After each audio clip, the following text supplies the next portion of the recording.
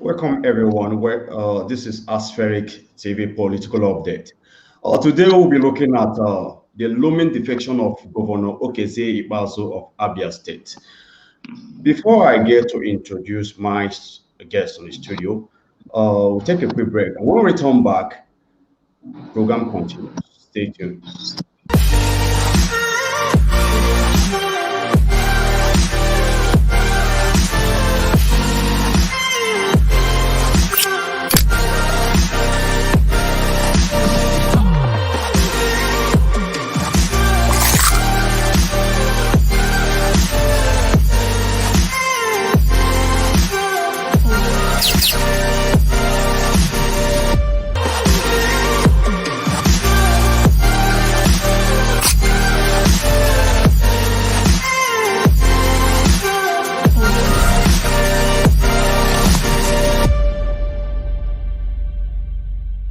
Do not forget to follow us on all our social media platforms and subscribe to our YouTube channel. Turn on the notification button to get notified on our videos. Thank you.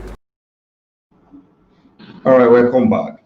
It's a period of jumping ship in Nigerian political arena as the David Mai of Ebonyi State joined up Progressive Congress, citing issue of Southeast marginalization.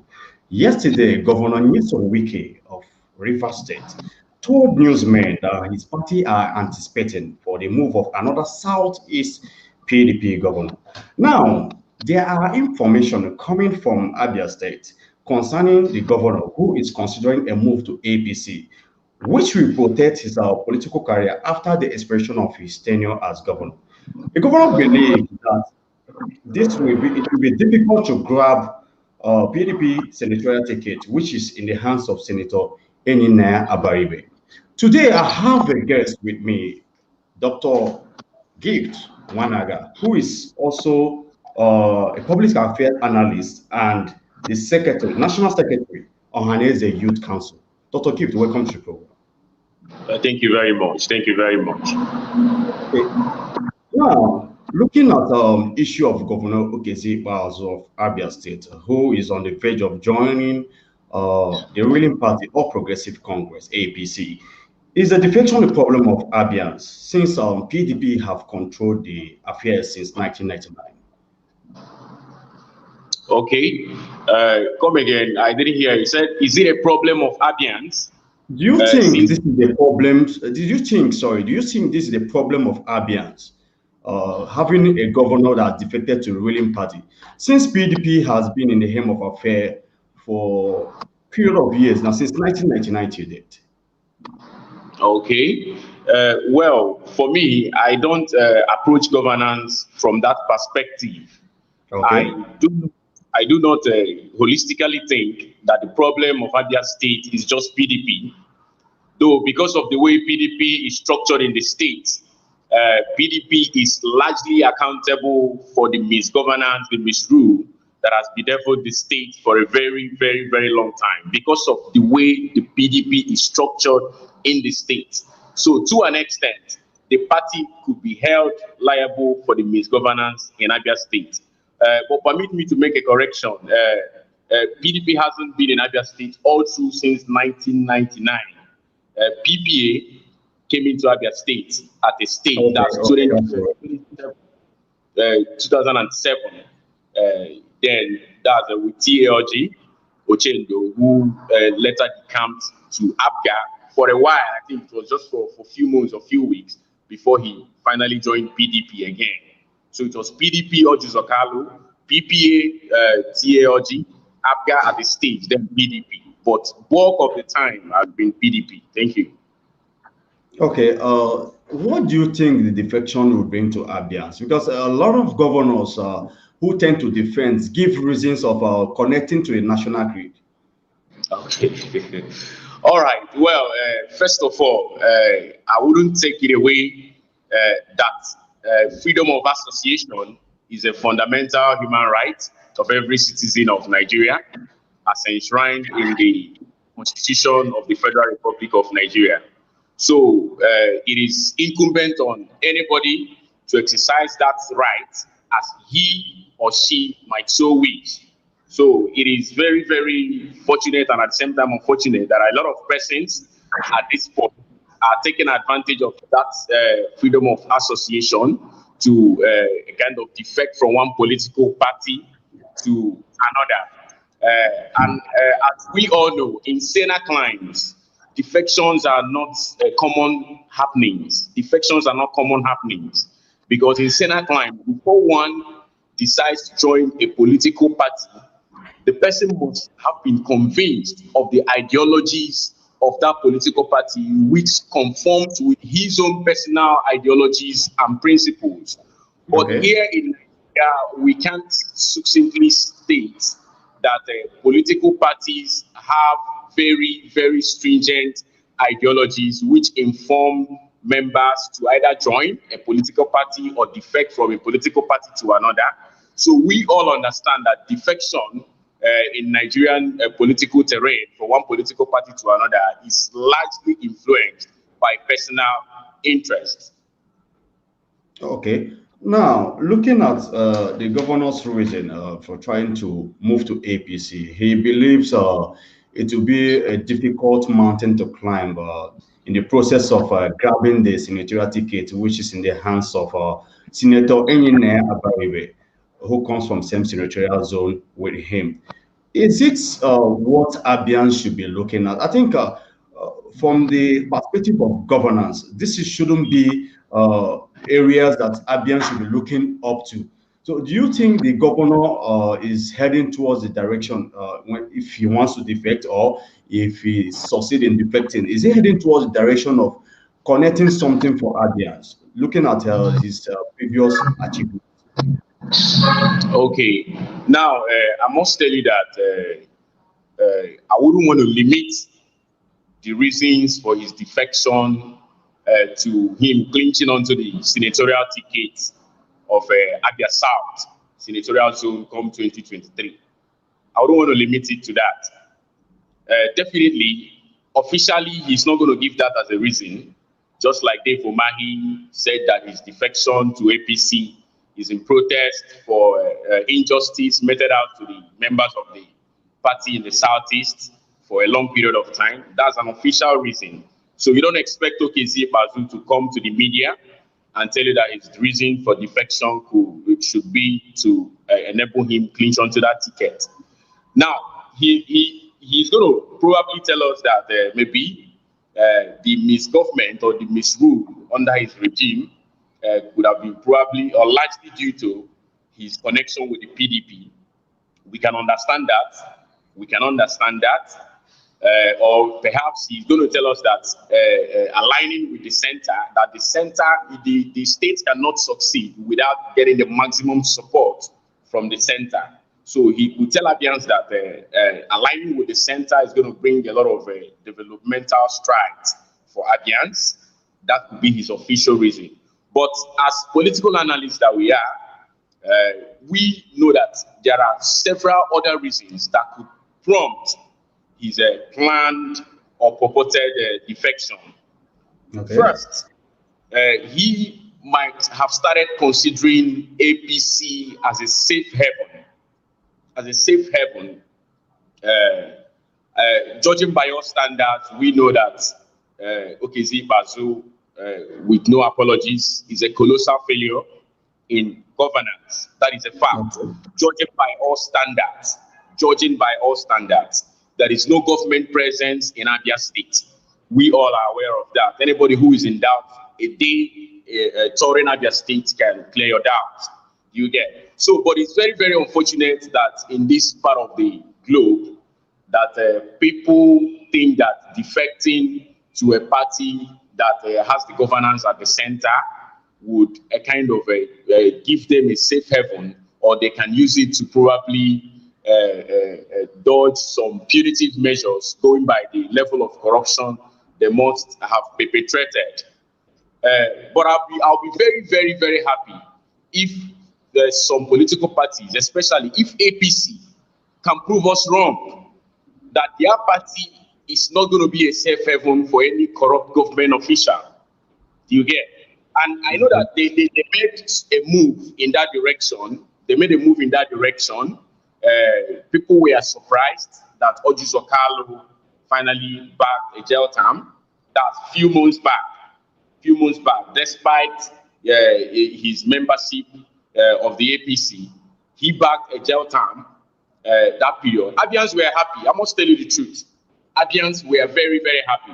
If there was a move that APC made that endeared them to Abians, that singular move of proving to Abians that somebody belonging to their political party is not an express reason for him or her not to face his or her criminal offenses.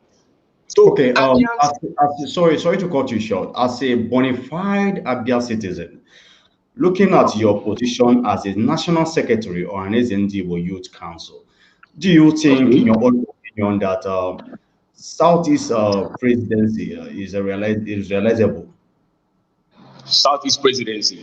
Wow. Yes. Well, it's very much realizable, but we have to look at it from a multi-faceted perspective.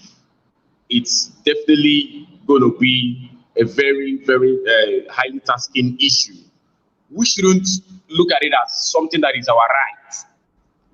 The politics has to be played. It's on already.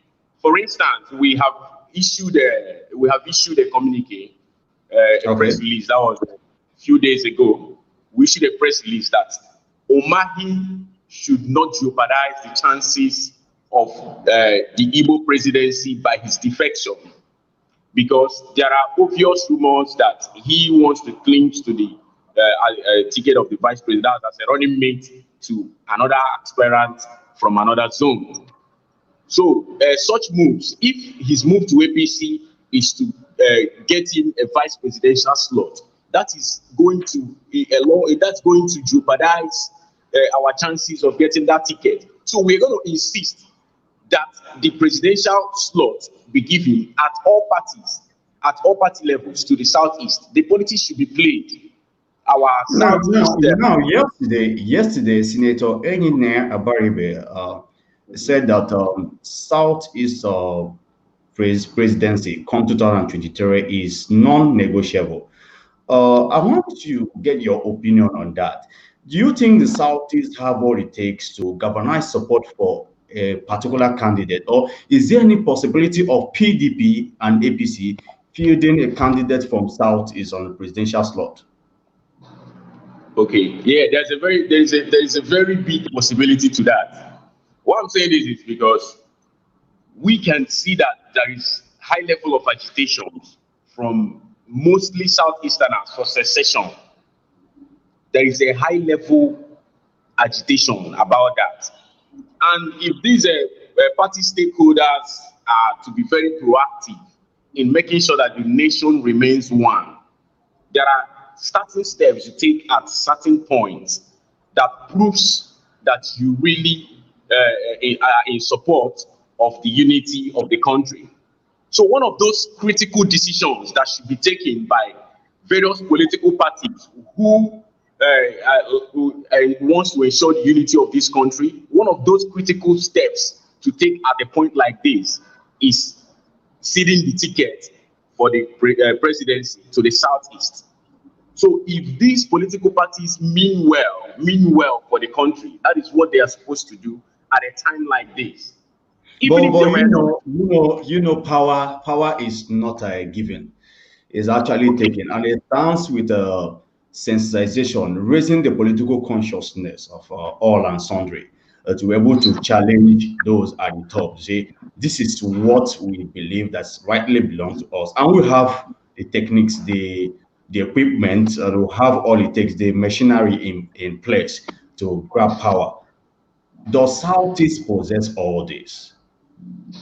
The machineries to take away power from the south, from other parts of other geopolitical zones, right? Yes, because if you are looking at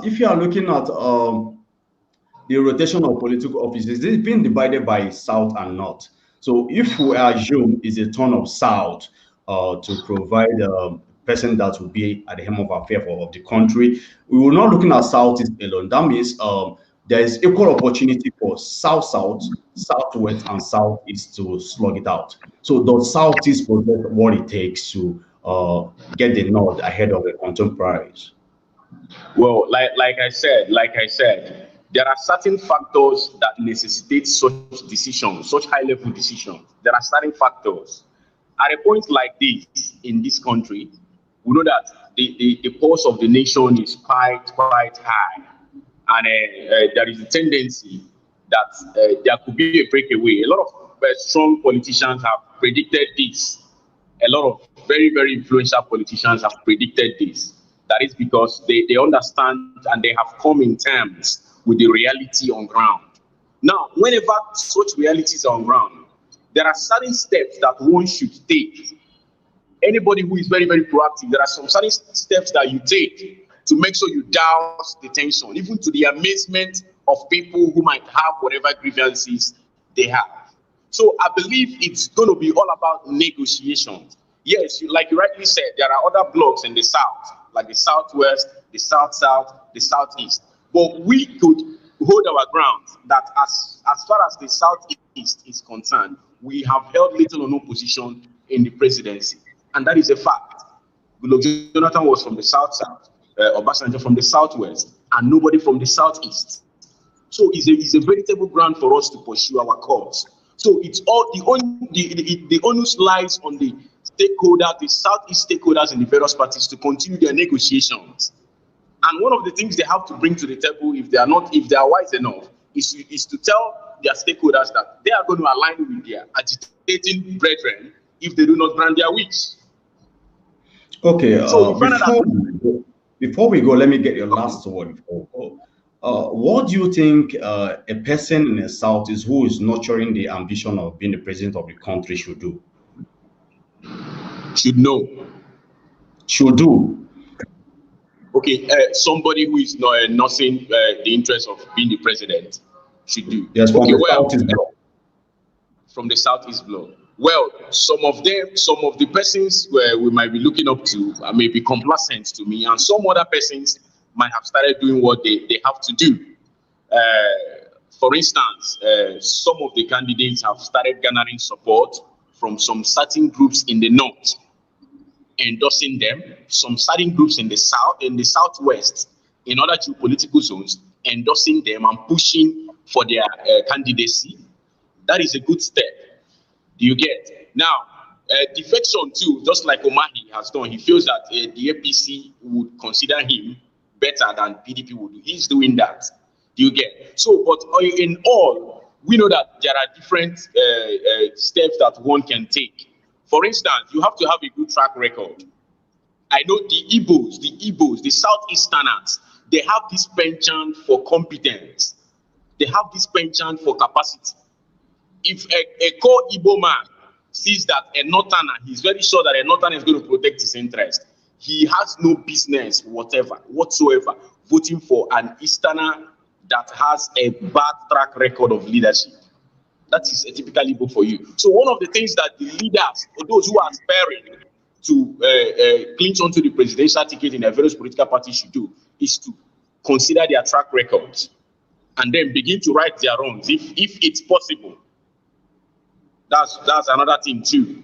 At least to place them on that radar that they should at least be considered for this position. P2B has done well. Dave Umahi undoubtedly has done well too. I must appreciate it too. All right. So thank you, Dr. Gift Wanaga, for making our time to be on the program this morning. We'll pray subsequent edition we're able to have you to air your view. All right. Thank you very much, Clinton. Thank you very much. And a big thanks to the Aspheric TV team. All right. This is where we'll call it a wrap on the political update this morning. Don't forget to join us same time tomorrow. Bye for now.